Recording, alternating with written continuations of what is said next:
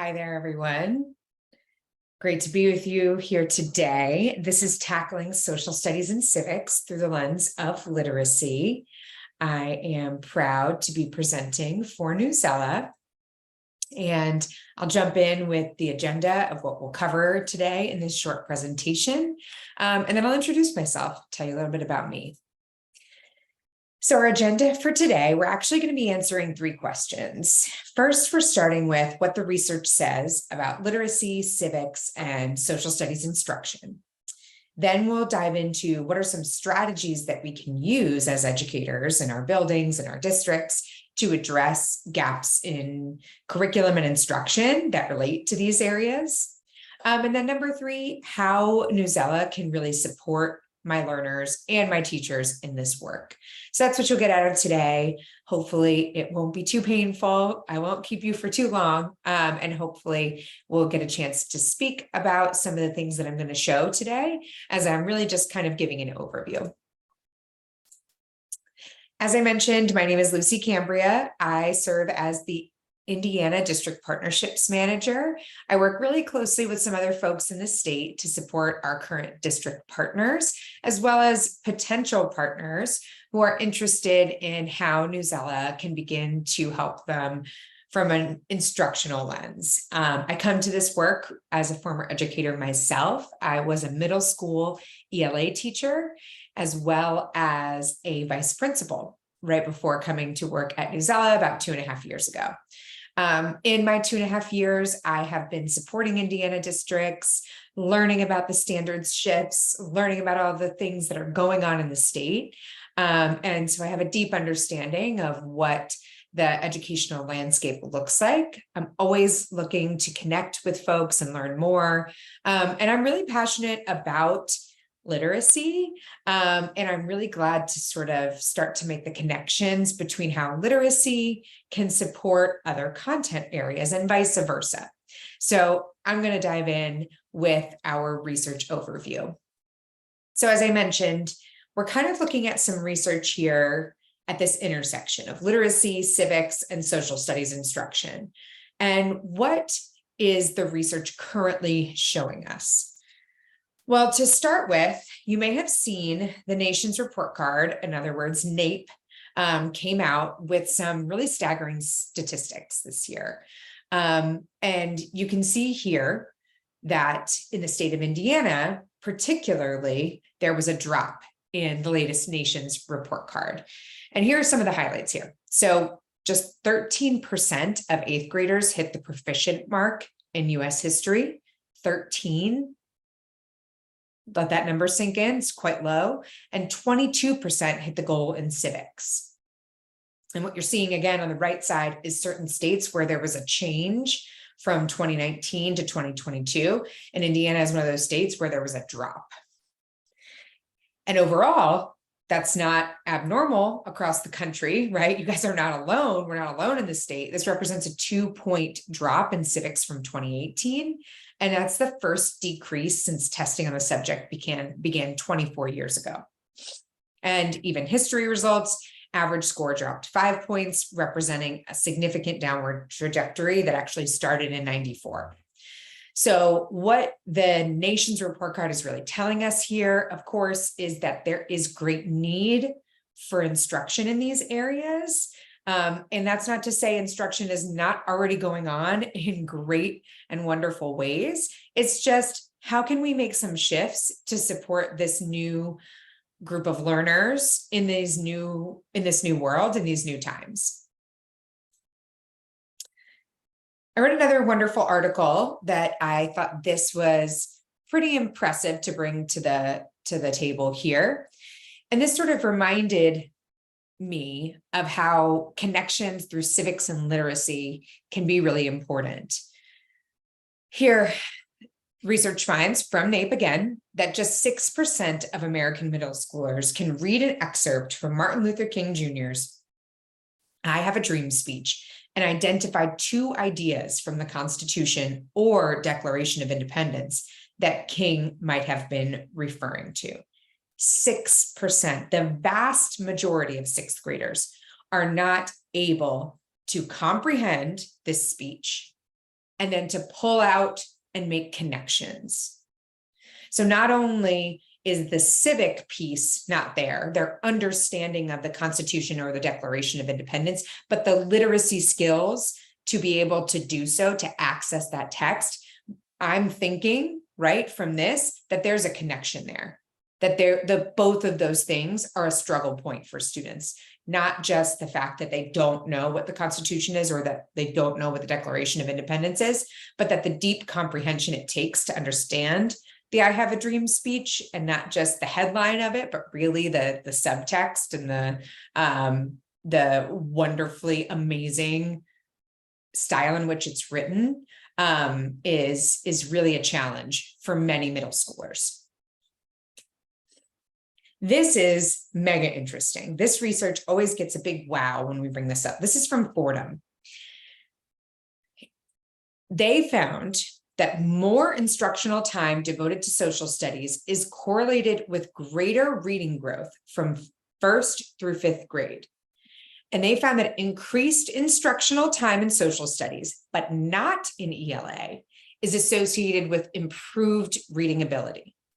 On average, students who receive an additional 30 minutes of social studies instruction per day outperform students with less social studies time by 15% of a standard deviation on the 5th grade reading assessment. That is significantly, statistically notable. 15%. So we need that social studies time just the same as we need that ELA, that math, and that science time. And what's great about social studies is that it can contribute to those other areas because of the complex text that students are engaged in, because of the deep background knowledge, content knowledge that they're gaining through that. This gets me so excited because this sort of points to that there's a way to address the dire needs that we kind of illustrated from NAEP, from those past 2 slides. So let's move forward in thinking about what can be done to address these gaps. As I said, clearly social studies instruction is needed. What kind of strategies can we use in the social studies classroom and in the ELA classroom to address some of these gaps and to push our students forward and prepare them to be civically minded and active people? So today, as you know, the title of this is Tackling Social Studies and Civics Through the Lens of Literacy.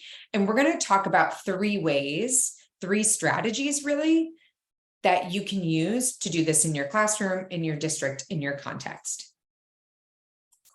So we'll start with how making connections for students and facilitating connections is done with authentic and relevant texts and content. Not just nonfiction, but a plethora of resources. Then we'll think about differentiation beyond just what people know and love Newsela for, those 5 different lexile levels. There's more to differentiation with Newsela and really in general than just mediating 5 different text levels or lexile. We know that that's an important part, and we love that that's a feature that we can provide for you all, but there's so much more really to differentiation than just that. And then lastly, creating learning experiences that have cross-curricular application. We looked at that graph.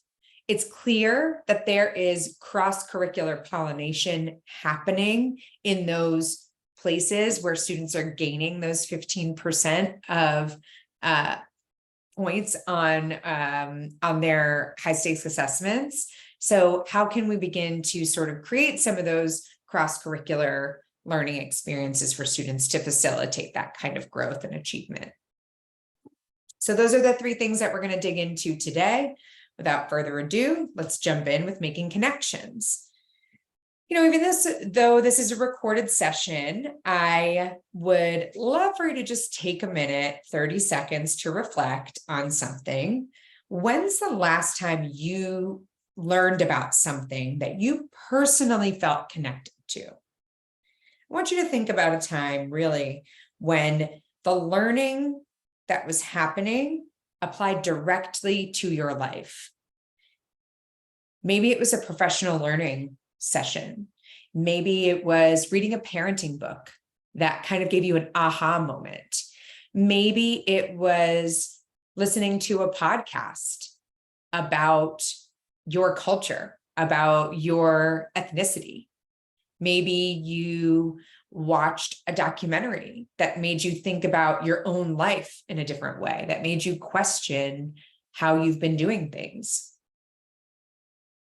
Whenever we have one of those wonderful experiences, it sort of ignites something in us differently, doesn't it? It makes us feel as though we can apply and we can shift and we can change and we can grow. And when we see this in students, we see them engaged. When we can make connections, when we can make them feel personally connected to their learning, we see signs of engagement. And this research is taken from Transcend Education. These are the top signs of student engagement. When you're in a classroom, when students feel that the learning is relevant, you should expect to see three things. You should expect to see them interacting with one another around the content. You should see them persisting, even when content is challenging, right? The fact that they are connected to it makes them want to push through those challenges. And then, of course, you should see participation in classroom discussions. What could this look like? Well, I'm going to show an example from Newsela's social studies. I want to jump over to our inquiries. We have a whole host of teacher inquiry sets. This collection was created in partnership with C3, and not really Newsela's take on what C3 is, really the intention of the C3 framework. And each of these units corresponds to one of their inquiries. We've included in there compelling and supporting questions. We've included formative and summative tasks. We've curated primary sources. And we have supplemented the unit, of course, with relevant and engaging current events. Since we've sort of been talking about civics and government and citizens, I wanted to show one of our elementary inquiries. And I just love that this inquiry on government and citizens dives into a state snack, and it asks why New York has a state snack. And here, students get to talk about, I mean, who doesn't love snacks when you're in elementary school? I mean, adults love snacks, right? So it's something we can all relate to. But it's a way in which we begin to understand, or students begin to understand, how governments make important decisions, and why that is, but also in a lighthearted and fun way that they can relate to. And conducting an inquiry like this on the teacher side of things might feel like a daunting task. Like, where am I going to find all this content? How am I going to set this up for students? Well, we support teachers all along the way with how to set up an instructional pathway here, how to build engagement from the get-go, and how to create that interaction, persistence, and participation that we want to see in those joyful classrooms. We include pacing instructions, how this relates to the C3 framework, and then, of course, we include the texts that you need to be able to conduct this inquiry in your classroom. And of course, you know that Newsela is also an open platform, so that if students are interested in something like a state snack, they can read other articles or they can conduct their own research through this entire inquiry, and you can sort of set them free in what we know is a safe environment here.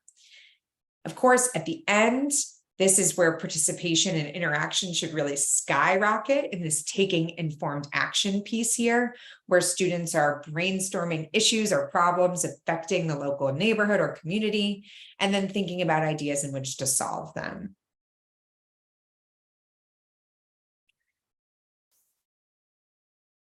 All right, let's think about shifting over to the differentiation side of things. Well, What we know and love about Newsela, of course, are those 5 different Lexile levels. We started this conversation thinking about the I Have a Dream speech from Dr. Martin Luther King Jr. And here is an excerpt of that speech at its original level. So I'll give you kind of like 30 seconds to read through this. It's inspiring, even if you've read it 100 times.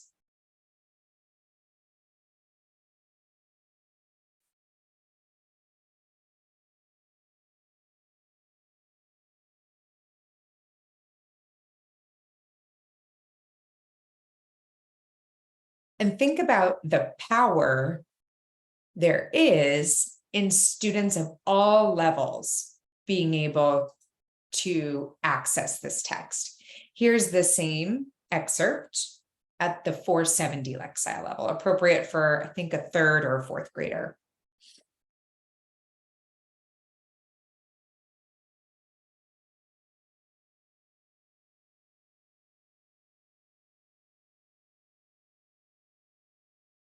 So those Lexile levels, particularly when you're tackling difficult texts like the I Have a Dream speech, like the Declaration of Independence, and being able to understand different excerpts allows you to unlock different understanding and differentiate across your classroom in different ways.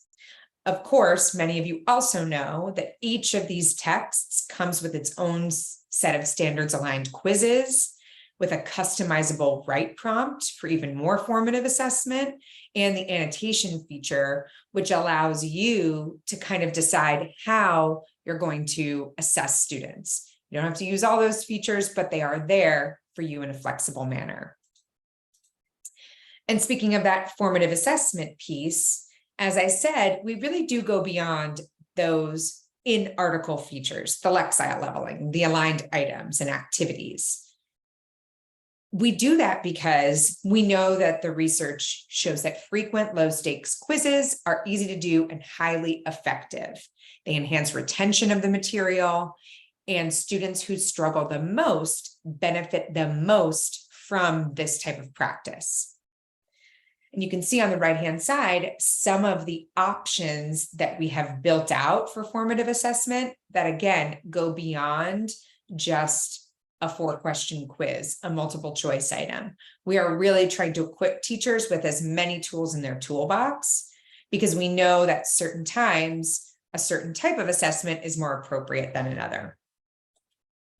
So I wanted to pop over to the Indiana Middle School Civics Collection. We'll talk more about this offering at the end, but this is the 6th grade middle school Civics Collection aligned to the new standards. And what we have here is a sample lesson from that on Roman Republic influences on democracy.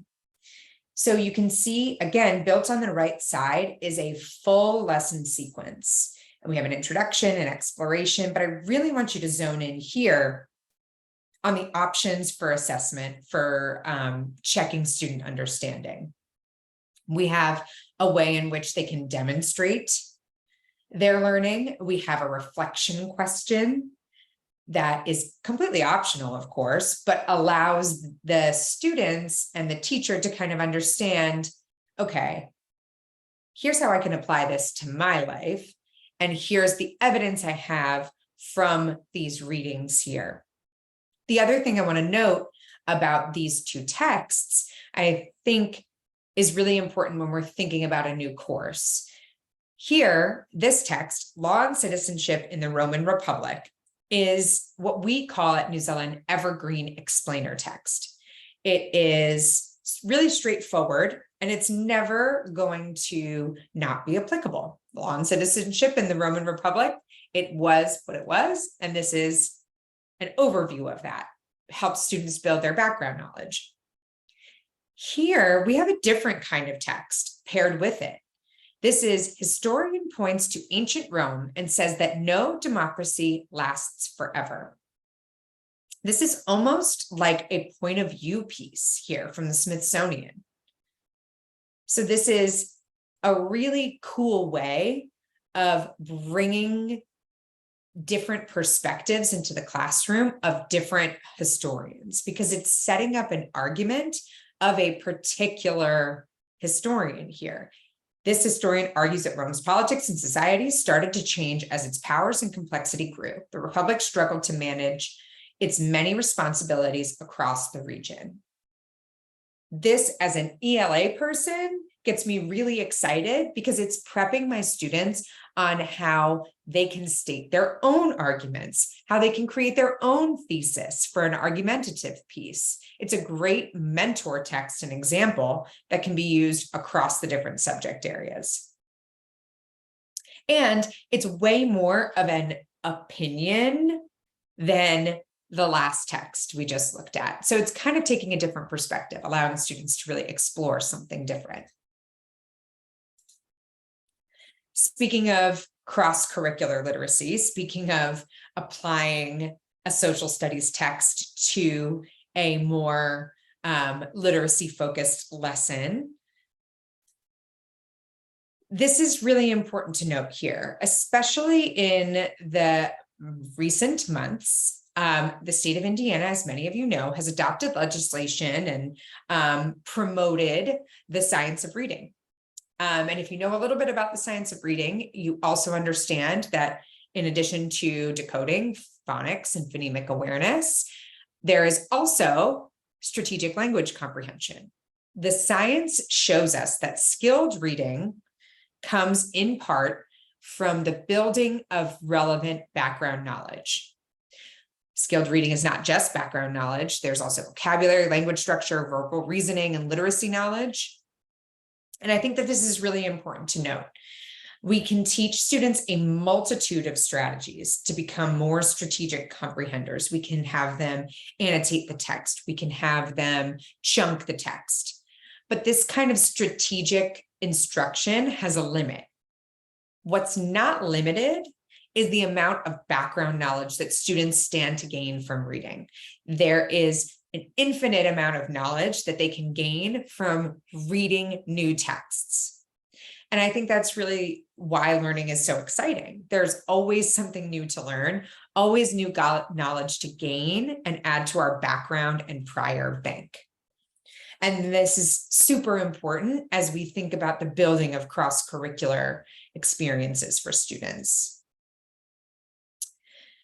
Newsela is proud to be able to facilitate cross-curricular learning, due in part to our amazing set of content partners. We have almost at this point 200 of the most trusted names in publishing to bring content to students that's relevant, that's exciting, and we're able to publish new texts every single day. Some of the really cool curricular partners that we've been able to partner with are Civics and Tuva. Civics, many of you know, gamifies the study of civics. It's a great way to build that engagement and to help students learn and collaborate with one another. But one you may not be familiar with is Tuva. Tuva is a data literacy company, and I'm going to jump into how their resources in the Newsela platform are really able to establish some really cool cross-curricular experiences. So this is the Exploring Data with Tuva Social Studies section of our platform. Exploring Data with Tuva has a couple of different options here on different topics. I picked the one on the Declaration of Independence, keeping that through line here. This set here includes not only resources to help students understand what the Declaration of Independence was, but also an interactive data set. So this data set shows the different aspects and demographics of the signers of the Declaration of Independence. Students can explore the data that they have on each of the signers, and there's 56 signers here.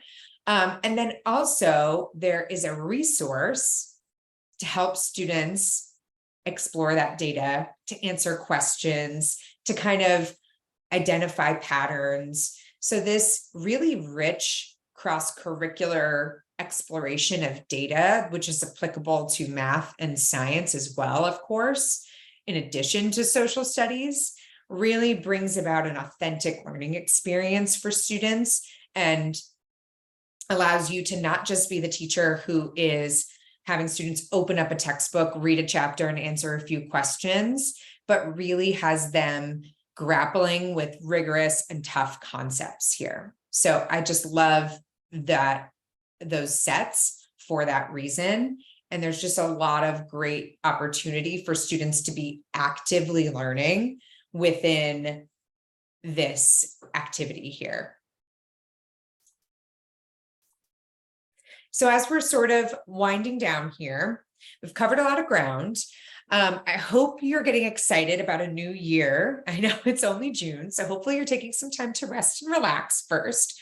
But it's always exciting to think about how a new year presents a new opportunity to think differently about the way we approach the teaching of social studies and the teaching of civics.